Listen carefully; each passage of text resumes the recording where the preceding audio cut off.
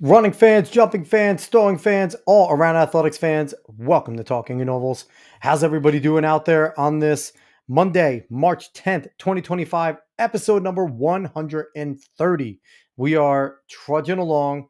We've had a ton of episodes that we've been doing, and we plan on hanging around to everybody. So we're going to continue to be here. As everybody could see, my partner in crime, Dave Hyatt, is not here with me today. So I'm flying solo, Alex Cuesta, always here, having fun. Going to talk about some track and field stuff, all that good stuff. So before we get into all that, wherever you are watching from, we appreciate it. Please give us a like, share, follow, subscribe. 5-star rating is the appropriate one if you are listening to this in podcast form. And make sure that you give us, a good chat. A chat always helps as well, because when people see you chattering, they think that we're important, and damn right we are, because we have the best guests of all time on the show. And as always, go find us at Talking in Ovals on all social media platforms, and it's easy to see. You'll see the track logo. It's not hard. We are the only Talking in Ovals around. I check it a good amount of times. No one has Talking in Ovals yet, and no one will, because we are the one and the only. Last week, we had a fun show. Dave and I were here. We talked to Gordon Mack. He is the creator of Track All Access. If you have not visited the YouTube for Track All Access yet, and you are a track fan, you're missing out. He goes behind the scenes, films the workouts of some of the top athletes in the country, whether it's pro, college, high school. He had a really cool series where he was mic'd up, and I think that's friggin' sweet. He was just with CBA star Joe Barrett doing a workout with him from Jersey over there. So definitely go check it out. Track All Access was awesome. Gordon was fantastic. Go watch our episode and go check out Track All Access.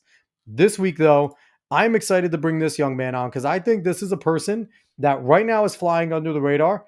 And I think in the near future, we're going to be hearing a lot more about his name. He's incredibly fast. And here he is. Let me welcome in Joshua Page. He is the 2024 Division II 400-meter outdoor champion, and also a stud standout at Tiffin University. Joshua, what's going on, man? How are you doing? Thank you for having me. I appreciate it, and that was the greatest welcome I've ever received. Hey, listen, you deserve it. You've done some good stuff, so you deserve some accolades. I know some people at Tiffin might be watching at some point and go, "Stand out? He's just Josh. What are you talking about, man?" But but you're having a great season so far in indoor. You're looking that you are on track to kind of defend your outdoor title by winning indoor, hopefully, for nationals. And, I'm excited to see it. Before we jump into the show, I brought you in because I don't like to leave our guests hanging around while we do the PRs. The intro is long enough.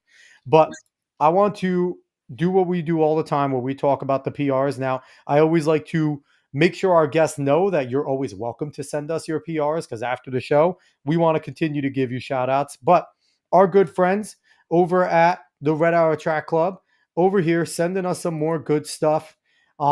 He's mentions right here. This is Tom Figueroa over there at the Michigan. I'm going to read this caption real quick, because it's not only PRs. He wanted to give us some love for some other athletes. He says a couple big mentions that are not PRs. Their senior, Nia Dibke, finished 6th at Michigan Indoor State in the 400 with a 58.96. Then their girls 4x4 relay finished 3rd in Michigan in the Indoor States with the 407.81. And their relay team is Emily Howell, who's a senior, Abby Luckman, who's a sophomore, Lucy Cross, a sophomore, and Nia Dibke, a senior. And 8th grader Mason Rogers finished with a huge 10-second PR in the 1600, and it rounds out our top 10 performances, finishing in 9th place. So shout out to all of them. And now let's get to the PRs. So in the 800, Allison Cassiano, a 6th grader, ran a 237.50.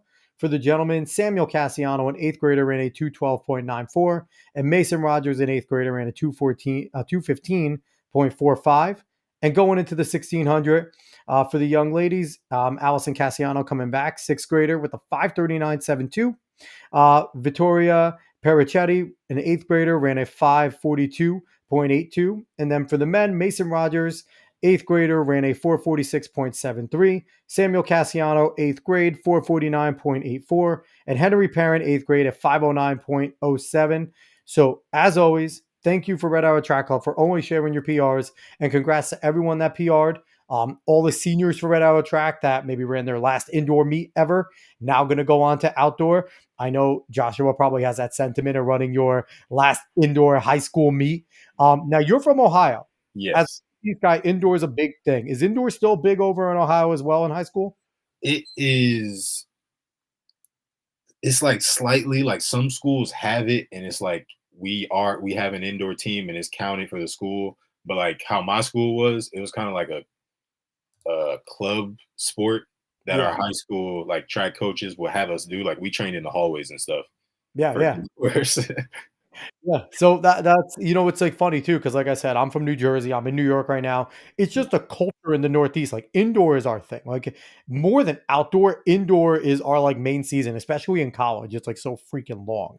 Mhm, But so it's always funny getting perspective from around the country. So I want to get started talking about you because like I said in the beginning, I think that you're a young man that, no pressure, that we are going to be hearing more of. You got a little bit of shine when Flow Track threw you up at the beginning of the year. You mhm, ran a strong, I think it was like a 46.65. It was something. You ran a really strong early number in the 400 that put you with the nation's top 400. And that's mhm, when I took notice and I started hunting you down. And I want to give a shout out to Coach Omar Lane because I messaged him on X and he was gracious enough to get back to me and not think that talking in ovals was some sort of a scam and mhm, hooked us up over here. So I want to jump down the same road with you that I jumped down with all of our guests. What gave you the spark to want to be a runner, to want to do 400s? And because I always like to say, sprinters usually have options, right? mhm. Sprinters are athletes. They're not like distance guys. Distance guys are usually just good at running distance. They're, mostly just like gangly guys that can run for a long time. Sprinters are typically your football, basketball, baseball, like some other of the main core sports, right? So Yeah. what made you decide that sprinting, that running was going to be the thing? When was that moment that you were like, this is what I'm going to do? So my senior year of high school, I decided to like stop playing basketball and do track because I wanted to go to college off of an athletic scholarship. And I knew I Yeah. was just naturally fast, but and I also like I'm a very competitive person. I like the competition aspect of it. So once I started running, my coach was like off the back, like as soon as she saw me practice, she was like, "You're about to be a 400 runner." And I didn't know what that meant. And I was just like, all right, cool. And I went out there and killed myself that first 400 ever. Would you go? How hard did you go out for that first two? You probably dropped like a 23 in that first two, and then died to like a 28, I, something like that, yeah, like I ran as hard 29. as Like, I could from start to finish. And it was on a 200-meter flat. oh, ouch! You were just gunning. So, were you good at basketball too? Because I always find it interesting when like the athletes have options, right? Like they're good at some sports and they still make the decision to go run and track. Now, how were you? Probably varsity and things like that. Yeah, I was playing JV varsity. I was good at basketball. I just couldn't conform into like like the aspect that they wanted, like of their like program. So I Yeah. was like, this I've like wasted, or I didn't feel like I wasted, but like I wasted like 3 years of doing that when I could have just been running track. And, my pitch to a lot of basketball players, football players, anyone like that is, a lot of times when you're in that culture, you go to AAU and stuff like that, right? You're seeing all the Mhm. top guys all the time. And it's like, all right, how many of them can dunk? All of them. How many of them can shoot? All of them. Like, how many of them can handle? All of them. How many dudes can go out and run 48 seconds in high school? You're Yeah, an elite class. Like, you know what I mean? So it's like, it's different, right? It is very different where the pool is a lot less. Now, don't get me wrong, it's getting more and more competitive in track. It yeah, is yeah. fun times in track right now. So, I want you to take me down memory lane for you. What have been, some of your best moments, some of your favorite, not even your best, but some of your Mhm. favorite memories and moments as a track and field athlete from when you started all the way now through college?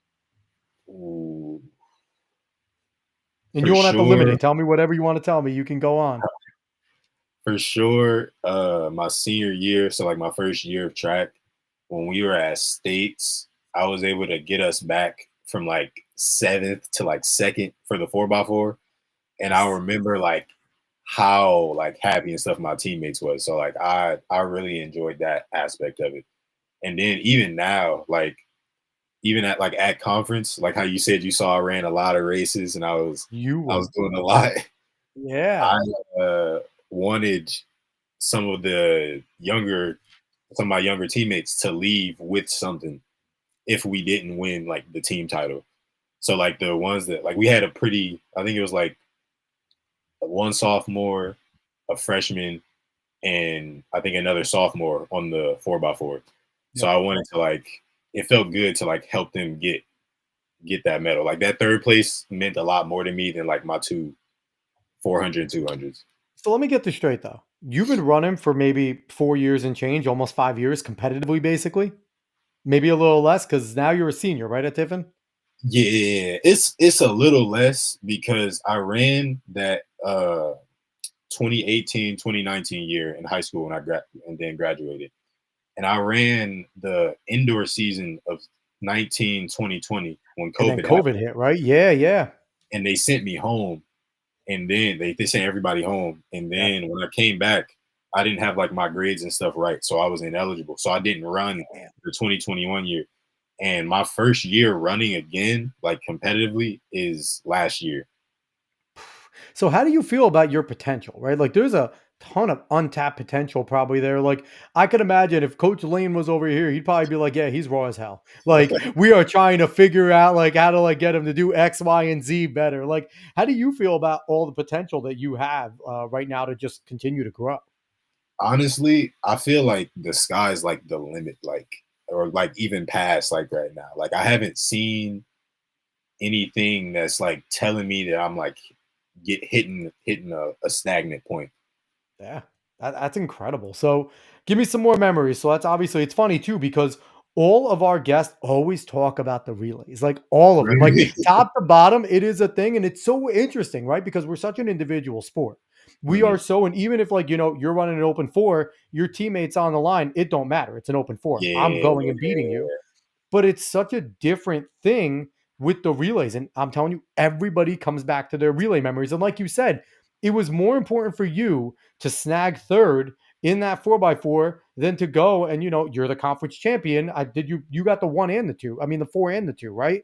Yes. In the conference. So your conference championships between the four and the two were less important than that 4x4. I think that's so telling about our sport and just how like it is so important to be a part of that team. So what other memories you got from me? Anything else you got? I'll give two. So two more. So both were from last year. One was kind of a bad memory, I guess, but it like helped me grow from it. That's So okay. like That's good. indoors, going into nationals indoors last year, I was number one going in. And then like the week before I caught COVID. Ooh, So I was like down bad. And yeah. then I was like, all right, I should be good by the time we gotta leave. And we ended up driving to Kansas. So I just got done having COVID and I drove 12 hours to Kansas. Ooh, And when I got to the meet, like I was like, all right, like I'm cool, like I should be all right.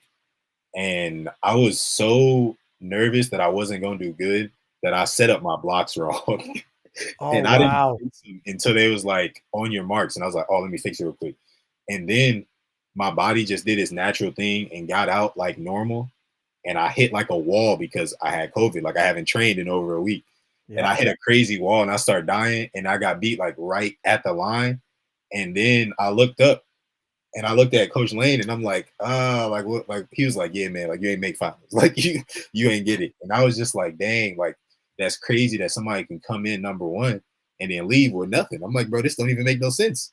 And it's like, the crazy thing is too, it's like someone at your level, like obviously you're still getting used to finals, right? Like in terms of the Yeah. 400, because in high school it was you raced, right? It was open most of the time.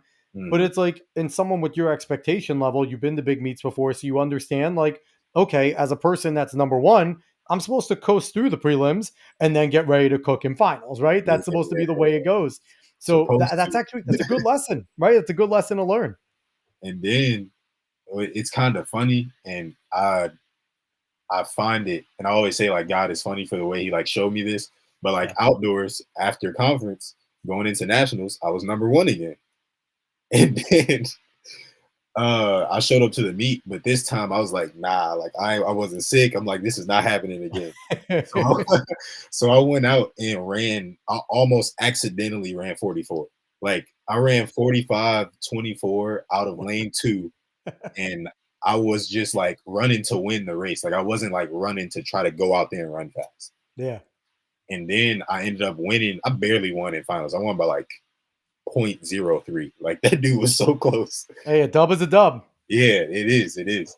But it was just funny how I got like pretty not the same lesson, but like two sides of the same coin in like the same year for like the same situation.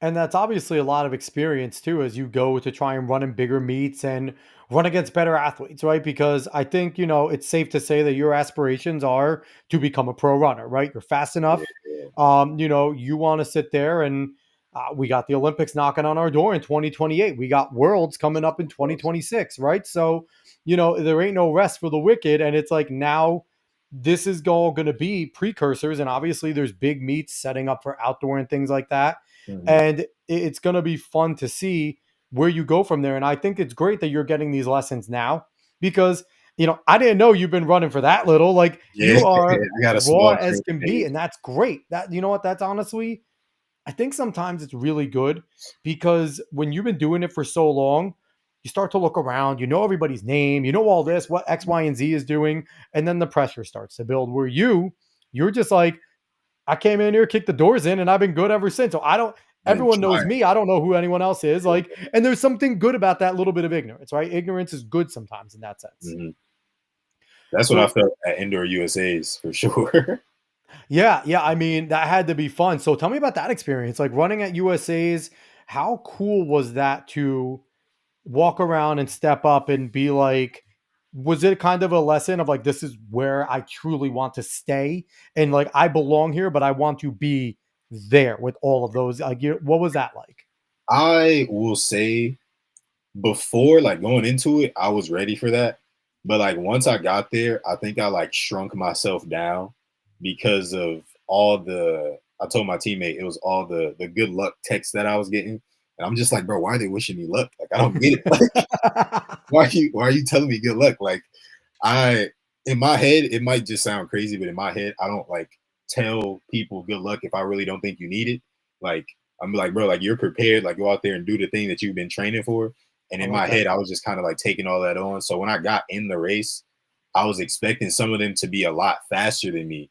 And then I ended up messing my own race up, going at somebody else's speed rather than just doing what I was supposed to do. But it was a really good experience. I did like it. I I don't know how too fond I am about the like television times. Like Different, right? it's Different that different. they're, but you know what though? I feel like that's something that, if you talk to any of the pros, you're used to it when you're a pro, right? Mhm. Once you've been doing it for a minute. And here's the thing, I hope you and more pros get used to it because I hope there's more TV time, right? That is not just at Yeah, USATFs, that, you eventually get to the level where you're a Grand Slam, you're a part of I'm the Grand trying Slam to. or you're a I'm challenger. You know what I mean? Like, and I think that's awesome that now you have something to aspire to, right? Like that Mhm. league is such like a cool thing because before it was kind of like, all right, there's some races to run here.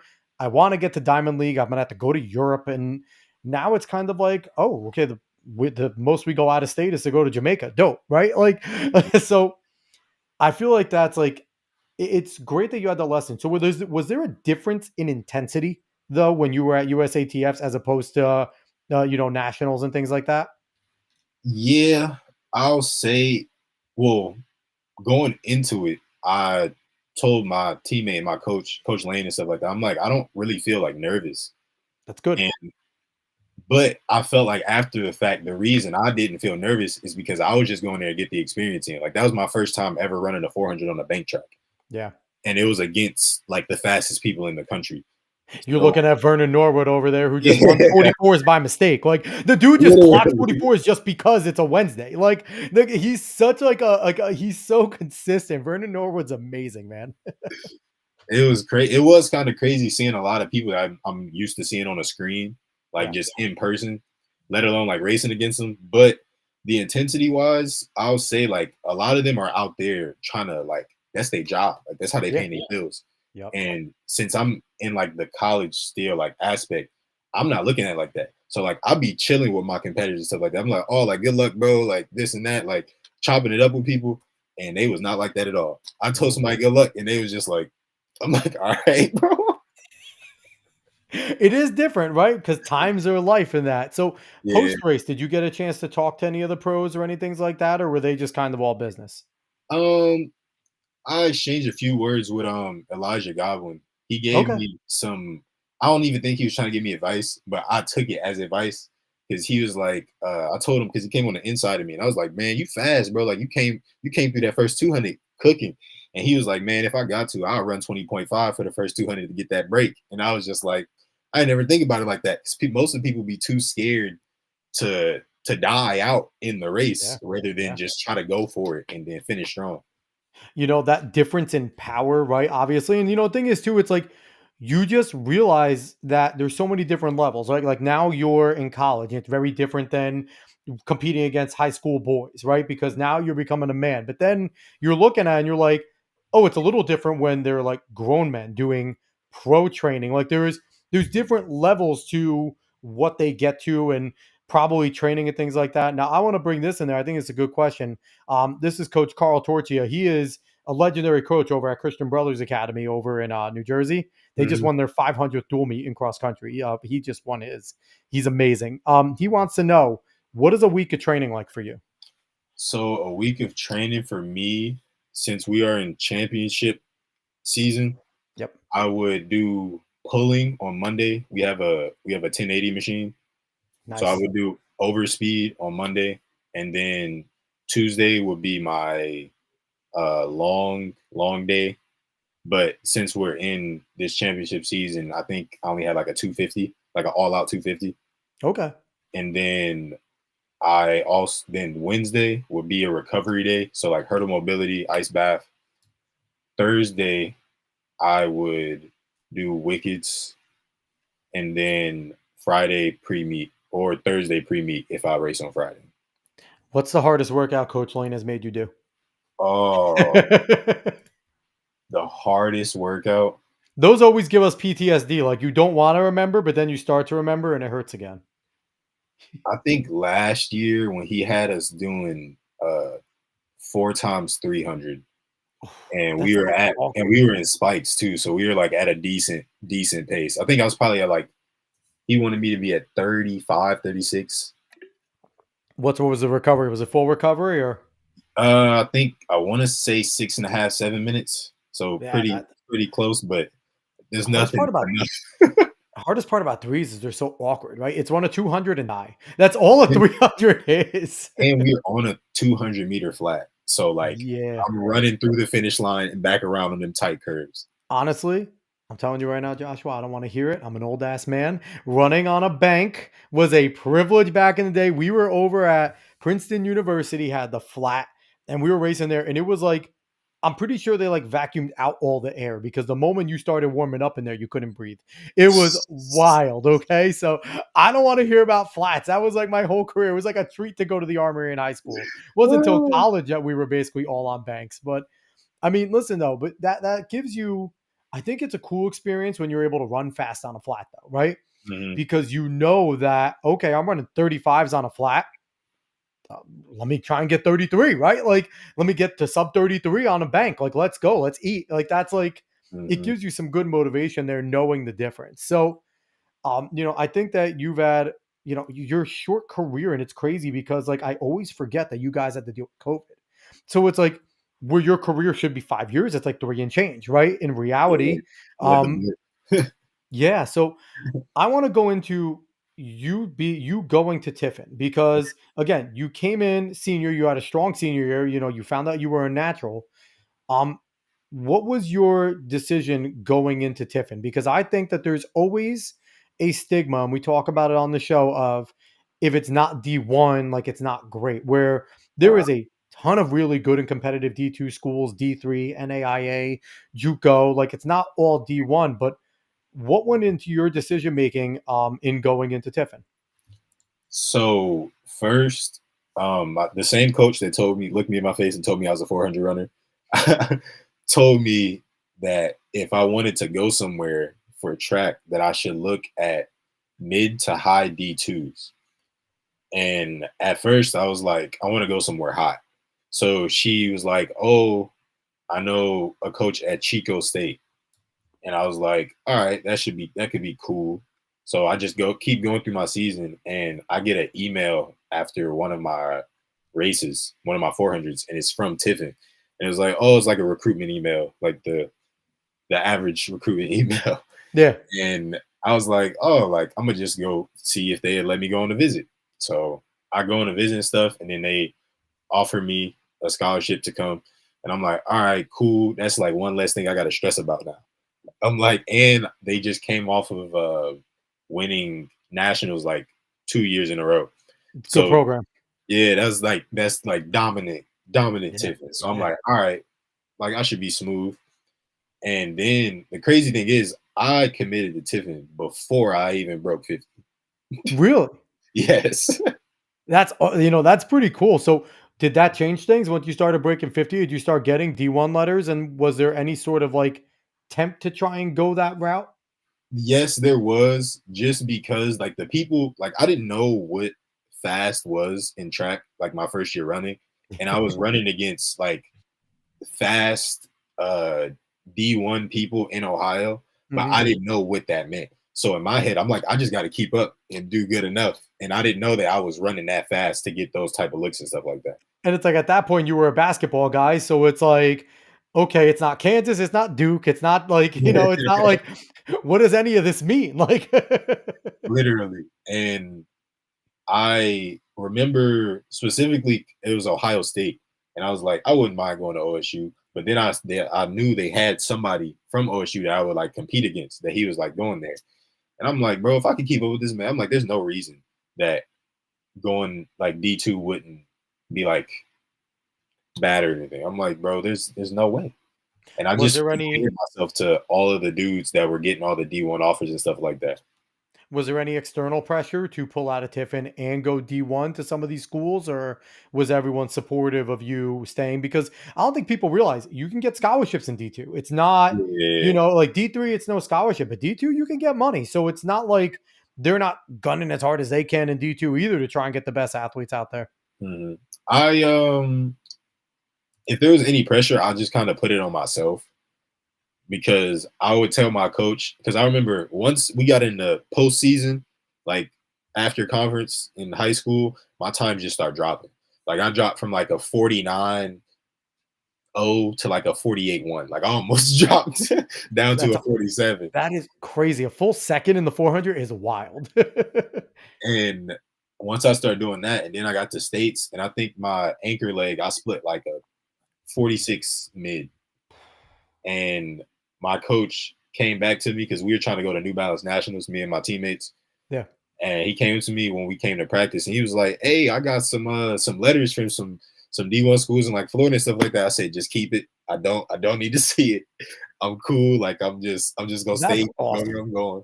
That's awesome. The loyalty is awesome. And, I know Tiffin's probably pumped that you decided to come and stay with them. And it seems to be working, right? Look, you and Yeah. Coach Lane. So, what is that relationship like? Obviously, Coach Lane is your sprinting coach, right? Mhm. How important has it been to have him in that relationship there? Obviously, battling through the COVID stuff and battling through, like you said, your own personal demons with the grades and stuff like that. And, Mhm. listen, I went through it too. And you don't realize you're a boy until something like that goes on. It's like, man, I got to become a man, right? Yeah. What am I throwing away right now? Like, I got to become a man, get organized, do what I do. And, and I tell a bunch of athletes, and you probably could talk about this too, just how incredible the academic centers for athletes are at all these schools, Mhm. right? The resources that we have available to us to be successful as athletes is unlimited. If you want help in athletics, there's academic advisors to help you. I don't know about Tiffin, but I know at Maris, we got free tutors if we wanted them. Yeah, Like, we do here too. exactly. So it's like there's no reason to not be successful, at least, getting Not a mentality. decent mark, right? So what is your relationship like with Coach Lane, and how important has he been, and any other coaches or people you want to mention? I will say, because when I was here during COVID, we had a different sprint coach at the time, Okay. and I always butted heads with him. So like when I left and then came back and saw that there was a different coach, it took me a minute to like get around fully to like opening up and being like, I completely trust everything that you're giving me to like go out here Yep. and do what I got to do. But no, me and Coach Lane's relationship is good. It's very, we don't be having too much to say. Like it'd be like very minimal. Like I'd be like, hey, I feel like I can do this, and especially after I came in and told them my goals, and then went out there and like achieved it, they'd be like, hey, anything that you say, I believe that you can go out there and do it. And he gives me the training and stuff for that. So like if I'm like, oh, like I'm like my start not feeling how I want it, he know I'm good on top end. So like we'll work on some stuff that I need to get right to put me in the best position possible to like not only represent me but represent our school too. How important was it for you to buy in to what Coach Lane was doing? And eventually, like you said, when he earned that trust, how much did that change for you too? Just like in terms of feeling better about workouts and times and races when you bought into what he was trying to give you. I because my the first year I came back, I couldn't run. So like I had to just be on the team and I could train, but like I was just kind of like here, like I was just like another body. Yep. But during that time, I would just like observe and I was just kind of making my own things in my head of like what I was seeing. And I didn't see the translation, but I eventually found out that it was just the people doing the training, not the training itself. So like when I went out there and he was like, "Hey, make sure you give this much or give your all in this rep or like go out there, try to do this." And I saw it like working. I'm like, "Oh, all I got to do is just show up to practice, do what the man says, and I'm cool. Like I ain't got to think too much." I mean, and that's so easy too. And I think that makes life as an athlete so much easier, right? Because I don't have to, you're not worrying about, oh, did I get enough in this practice? And it's like, nope, trust it, trust the process. And obviously the proof is in the pudding because in indoor, you're running, you're running 45 and you're knocking on the door of sub 20 in the 200. Like you are like, it is Fine. you're doing some great things there, man. Like you said, hey, the top end's there. It's that start. Get that start down. And there you Yeah, go. You got that sub 20. So no, I'm trying. you'll get it. You will get it. So we mentioned Grand Slam, Mhm. and how important that I believe that's going to be. How do you feel about where the health of the sport is right now? Are you a fan of the sport now? Do you pay attention to what's going on pro wise and things? Are you just so locked in? I am 50-50. I Okay. try to be into it just because if this is for sure going to be something I'm going to like do after I get out of school, I would like to be knowledgeable on it so I at least like know how to maneuver for myself. But I feel like it's going in a way better direction than it has been recently. I feel like COVID was something that like really killed track like bad, and it was been like kind of hard for it to get back from. But I do feel like it's going in a good direction, especially with stuff like Grand Slam coming out. Like that is a way better opportunity to help like athletes and stuff like that. Cause our sport is not our what they call it, our sport is that it's like an amateur sport, but we're pro athletes in it. Yeah, it is. It's a bizarre thing at times. So, do you find it difficult to find track meets? Because that's me and my co-host Dave. Our biggest complaint half the time is, you have to buy Flow Track, you have to buy Runner Space, you have to have Mhm. Peacock, you have to have all this stuff. Like you got to do your homework in order to know where a track meet is. So, do you find it difficult sometimes to be a fan of the sport and maybe just wait for highlights to show up on Instagram of like on Flow Track and stuff? Like, do you find it tough sometimes if you're looking for a Oh, meet? no. I do for sure, and I'm for sure guilty of that. Like I can't find it. I know I'm gonna see it somewhere. Yeah, yeah, Like whether I'm gonna go watch a YouTube video of it being uploaded or something like that. But that still defeats the purpose of the exactly. live thing. Oh, this is just because this is on my mind. Go for It it. was something from USA's, but it killed me watching. It was after Ronnie Baker won the 60, Yep. and after everybody won their races, they gave them like their little like interviews after the race. It like low key broke my heart to see. Like as soon as the race was over, everybody just got up and started leaving. I'm like, dang, y'all came here to watch the man run fast, but like you can't even listen to what he got to say. I'm like, this is crazy. And I think it's wild too. It's like LeBron gets done with the game, the crowd doesn't all the way go out. Like some people leave, but there's still a group, right? Mhm.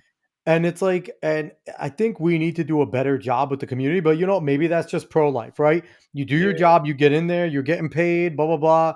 But I think we do need to have something like a little bit better there where maybe we have like more fans of the people. But like at the same time, if you're not a big fan of the sport, you have to do homework to know who's even in it, right? I think there needs to be better promotion, and I think we need to be better at promoting ourselves as terms of Yeah. athletes, right? I think like with Grand Slam, it should be mandatory that at minimum all 48 competitors are reposting, retweeting, making a quick video about come watch me here, watch on this channel, this and that. And then the challengers should all be doing promos, right? Because I think that would be massive because and all of them get little shares, little likes and things like that. It grows. You reach hundreds, thousands, million, whatever. Mhm. I think we all need to be better about that. Now, have you found that you've gotten any local fandom from being as good as you are that Tiffin tries to do what they can for you to, and any of your other standout athletes on the team? Uh, Because I think it would be like something that would be cool to do is if like the local high schools, you go to a high school practice, right? Like on mhm, your recovery day, on that Wednesday or whatever, go to a high school practice and have the coach introduce you to different high schools. Like, hey, this is Joshua Page, national champion, runs this, and not even as a recruiting thing, just as a ambassador to the sport. Like, if you want to see me here, I'll be at D2 Nationals. It's going to be here. You can mhm, go watch, sign some autographs. Like, I feel like we need to do more of that with our top athletes. Like, reach out and get these kids that are there's hundreds of thousands of kids that compete in track and field in the country. mhm. If you can get a tenth of a percent of them to then become a fan, it's massive. I think it would move the needle so much if we can get these kids. So even if they don't compete later, to just become lifelong fans of wanting to go find Joshua Page compete and watch him race. Yeah, I will because I've seen some of that with Trevor Bassett because Yes, yes. we go to Ashland a lot. So like the times that he was like at the meet and stuff like that, like people were asking this man for pictures the whole time, asking him to sign stuff.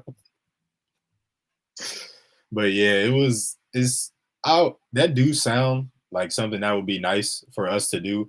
But for some reason I could just I don't know. This might just be me.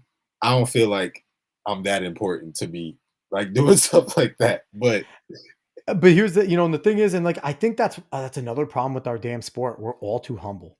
I really think like yeah, you're a national champ, bro. Like, and you're about to try and defend it twice. Like, you're sitting there. There is a target on your back in Division Two. Like, and every meet you go to, anytime that you slip up, that is a feather in that individual's back that they beat Josh Page. yeah, Like, so yeah, it's like, and I think like we need like I think Noah Lyles. Like, I know people rag on Noah in his way, but it's like Noah's bringing eyes, yeah. I love it.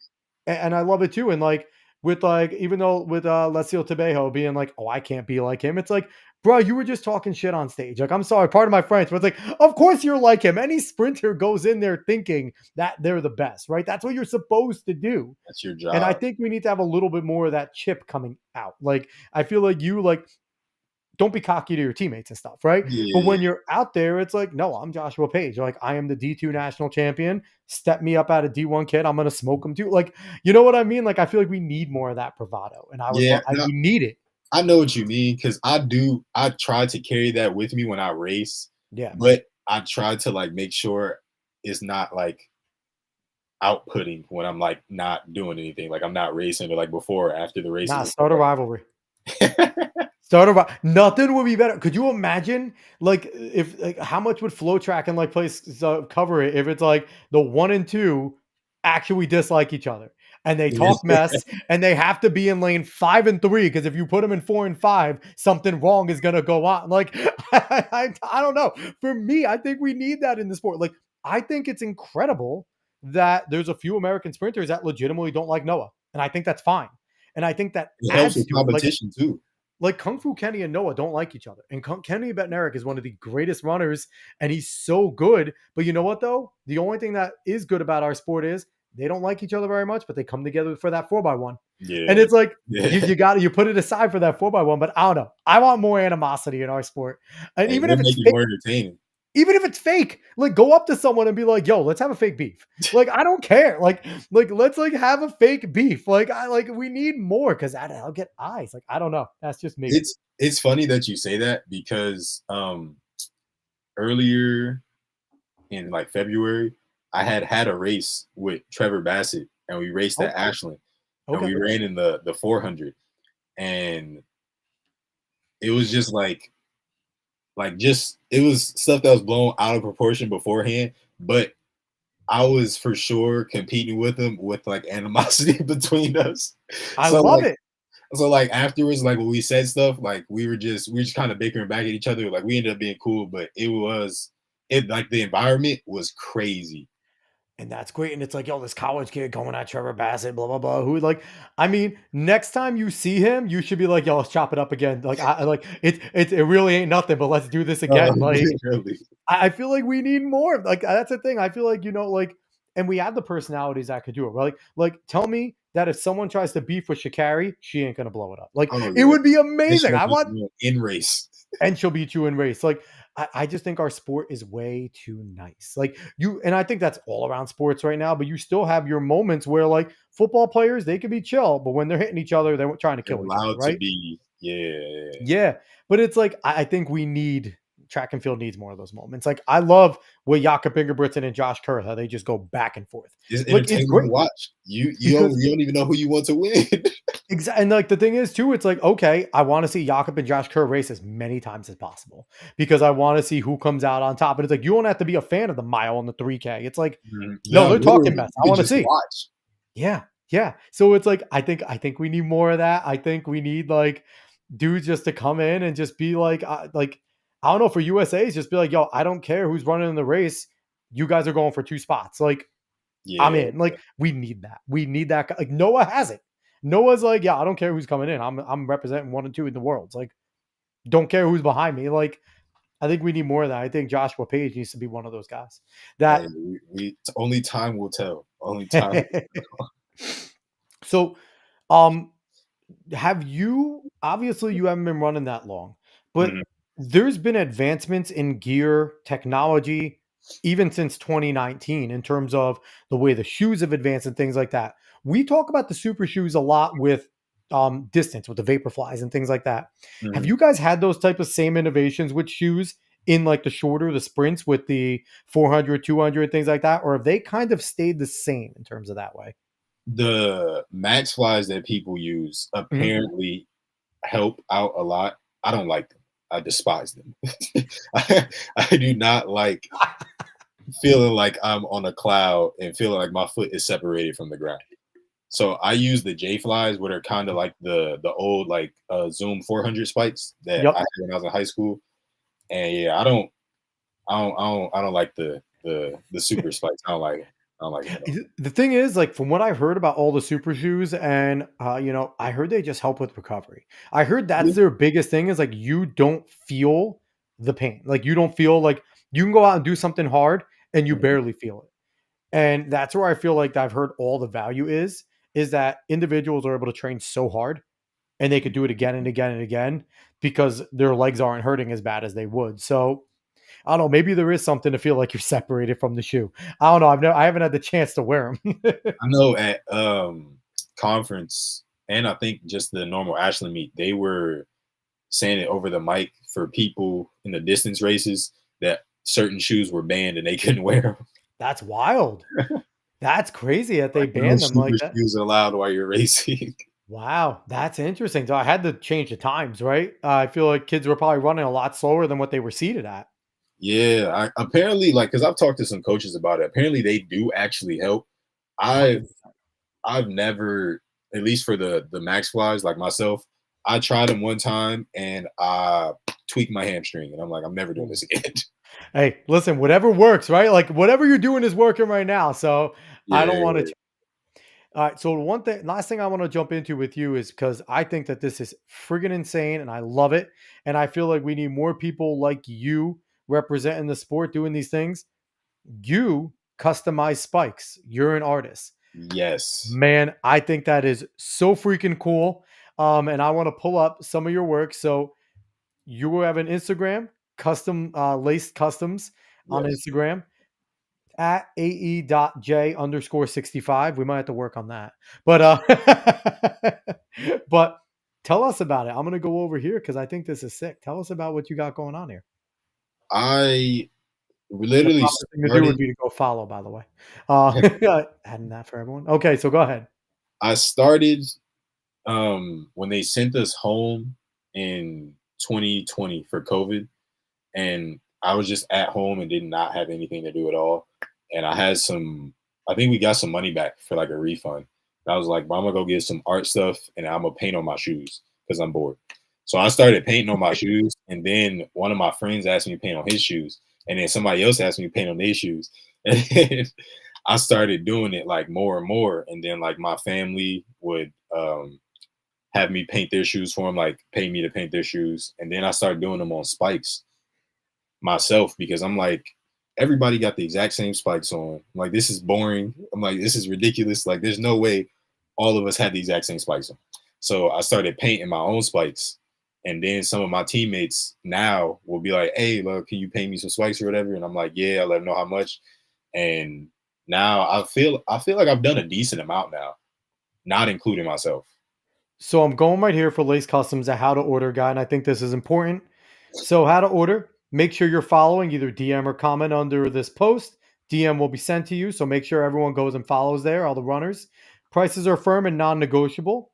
Deposits required. No down payment means that the custom will not be considered and processed as an order.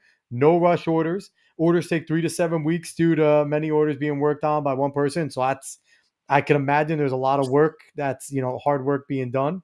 Yes. So the customs are made. No footwear. Are the customs already made? No footwear is customized once a customer asks and pays. Can I send the footwear? Yes, it must be new and very slightly used, or very slightly used will not be. So I'll let other people read through it. But Mhm. so I have to say, I love it because I'm a giant anime fan. So you are barking up the right tree with me with all of these, dude. So are you an anime fan? Is that why you did this? Or have Yes. this been customs Yes. that you did? I'm, Okay. I'm an anime fan for sure. Dude, I love all of this stuff. I think it is absolutely sick. Um, I might actually buy a pair of spikes just for you to do up, just so I can hang up behind me You just let me know and I will get you in. because these are sick. So, anyone that wants a pair of custom spikes, absolutely make sure you go and follow right over here. Do you have a price point that you want to give out, or is it different depending on what they want? It is different depending on what people want, just because I have to take down the like raw, get down to like the raw design of the shoe. So like I'll have to take like swooshes off or like symbols and stuff like that just to make sure that it will take the paint. And sometimes some people don't want a lot of stuff. Like I will do something that could take up a whole shoe, which will be a lot more because it's time and effort and materials rather than somebody just wanting something small on their spikes, just added to them instead of like completely redone. I think what's cool too is like if you're not an anime fan, you wouldn't understand the detail that you have in this Zenitsu, but the detail and the accuracy I think is crazy because to be able to mimic the way that these artists do with the manga and stuff like that, um, this is this is sweet. So, are you willing to do anything, not just anime, but anything as Oh long yeah, as yeah, yeah. there's a picture sent to you? Yeah, I will obviously let people know if I don't feel like as comfortable trying something new. But most of the time I'm always down to try something new because I usually figure it out. Yeah, so this stuff is really freaking cool. I encourage everybody to go if you're a runner because you'll stand out, right? I think that especially too, like something as simple as send them your spikes and tell them that you want your school logo on there. I think that would be, and any school, send the bulk order, man. Let's get a Hey, whole team of spikes set up with the logo on them. I think that would be sick. I will carve out enough time for you. I love it. So I think that's awesome. I love the entrepreneurial spirit. Do you have some orders that you're working on right now? Yes, actually, What are you working on? Let me know. What is it? an athlete from Ohio Dominican has me doing Death Note on his Ooh. spikes, and a dude that I met not too long ago that came and took pictures and made a video for me at conference, gave me his pole spikes, and he wants My Hero on there. That's awesome. So let me think. So does he want with the Death Note? What does he want? Ryuk and then probably Light somewhere as well on there. Yeah, he said, yeah, pretty much. And he said I just kind of got like free reign on how I want to like set it up and stuff like that. And then the other dude wants mainly All Might, Deku, and Bakugo. That's awesome. We're people are probably listening, going, "Well, I don't know what the hell we're talking about right now." But I think that is really cool. And like I said, like anyone, like obviously, anime is he's good with anime. He knows what he's doing, but it doesn't matter. You want Superman, you want Batman, you want something like that thrown on there. Hook them up. Your spikes will be different. Like you won't. No one will have what you have, and you'll stand out. It's one of one. And you need to make sure that you're sending them like a certificate of authenticity with your signature on it so they can have that signature forever. I will. I'm gonna have to incorporate that. But all right, Joshua, thank you so much for coming on, man. This was lots of fun. Thank you so much for having me. I really appreciate it. So once again, he is Joshua Page. He is a standout sprinter over at Tiffin University. He is the 2024. I realize it says 2014. That's been scrolling up the whole time. That says it's supposed to say, I'm going to fix it at the end of the show. 2024. It said 2014. Man, how old are you? But so how much eligibility do you have? No, but no, he is the 2024 Division II 400 meter outdoor national champion. He is on pace to defend his title from outdoor and indoor. And bro, we wish you best of luck from Talking in Ovals.